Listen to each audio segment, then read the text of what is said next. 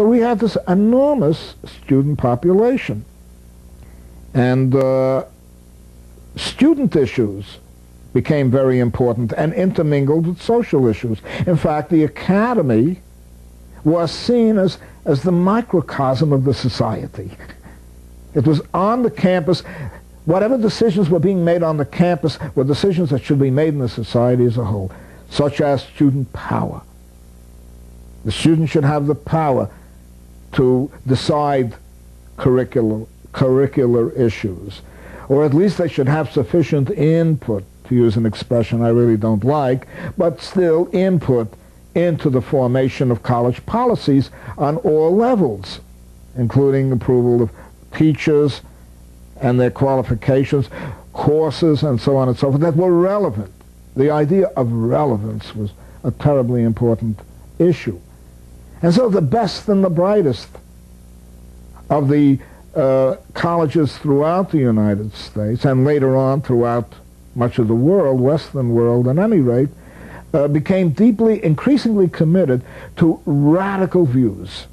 But these radical views were still continuous. They were homegrown with the American tradition, the best in the American tradition.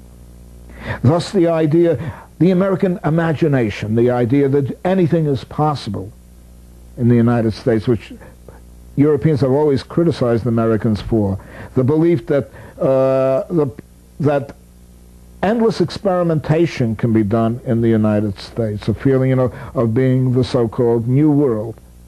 And I put that in quotation marks, needless to say, but as a basically utopian conception, that anything could be done if people resolutely combined to achieve it.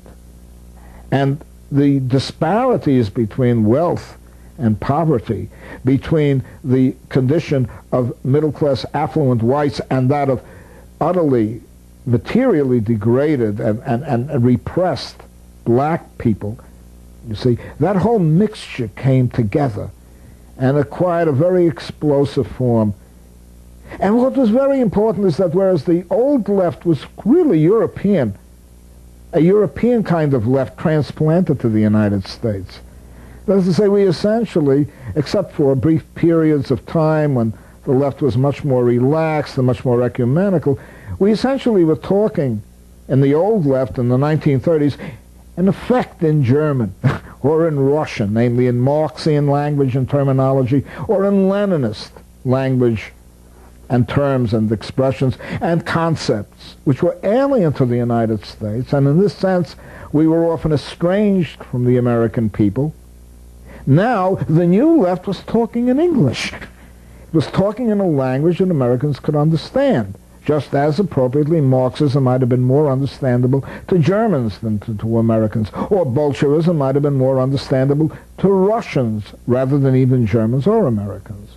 So this left began to talk in the language of the American people, and opening up visions that Americans could expect as possible at any rate, and talking about rights that Americans, theoretically at least, had been committed to since the days of the Revolution, despite all the failings that marked American radicalism and marked even American republicanism with a small r over the past.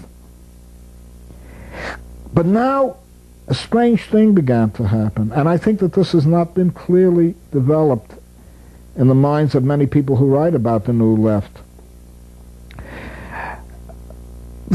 A schismatic tendency also began to emerge, partly affected by the by military operations in Vietnam and the blockade against Cuba and other third world movements, China, the heated relationship that existed between the United States and China.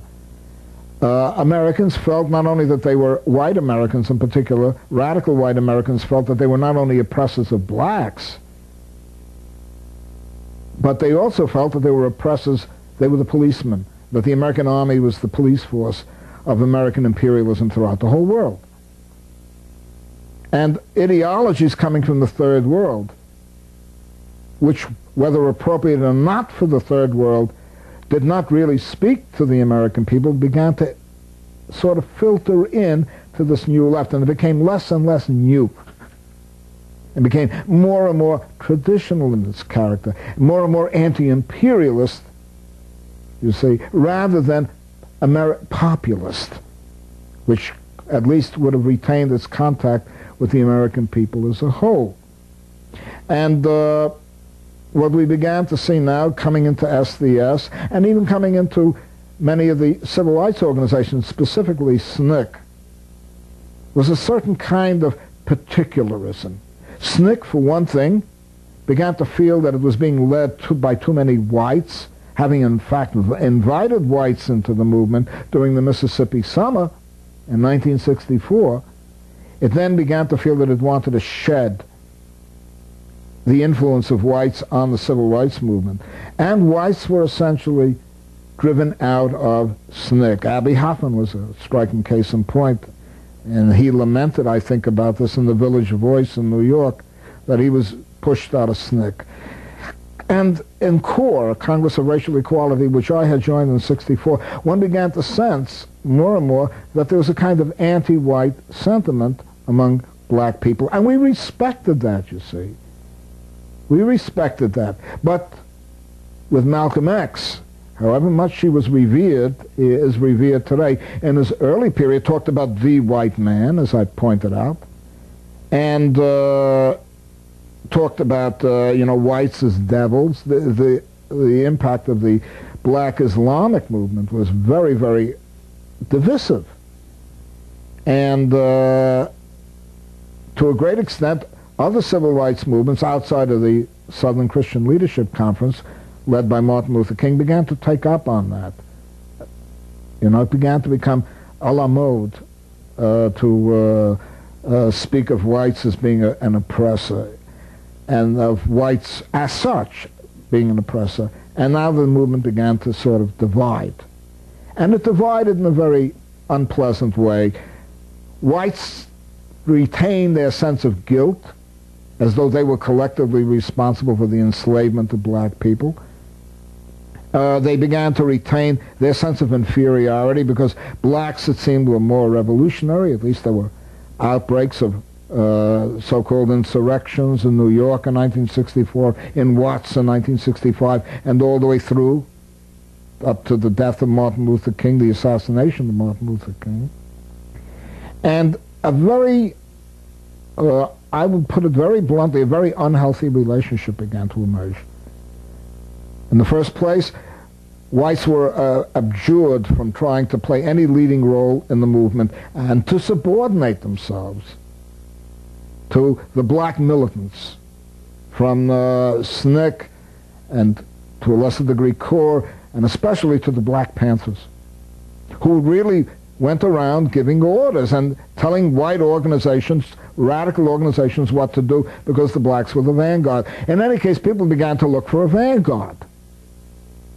They began to look for something more equivalent, more similar to a third world type Maoist movement, which was greatly conditioned by Stalinism. And we cannot ignore the fact that Mao, in many respects, followed a Stalinist domestic and organizational policy. Vietnam, Fidel Castro, and so on and so forth.